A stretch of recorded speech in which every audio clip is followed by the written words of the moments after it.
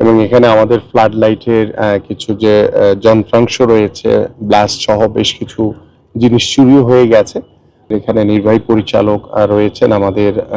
এনএসসির, তাকে নির্দেশনা দেওয়া হয়েছে যেহেতু এখানে যিনি প্রশাসকের দায়িত্ব পালন করছেন তিনিও নতুন এসেছেন,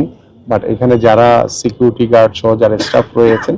তাদের যে কাজের প্রতি যে অবহেলা আমি দেখেছি, তাৎক্ষণিকভাবে তাদেরকে বদলির নির্দেশ দেওয়া হয়েছে। এবং এখানে আমাদের কমলাপুর স্টেডিয়ামে যেখানে আমাদের খেলোয়াড়দের জন্য ড্রেসিং রুম বা আমাদের যে অবকাঠামোর যে বিষয়গুলো পরিষ্কার পরিচ্ছন্ন পর্যাপ্ত পরিমাণে থাকা উচিত ছিল, এবং সেখানে আমরা দেখেছি যে আমাদের স্টাফরাই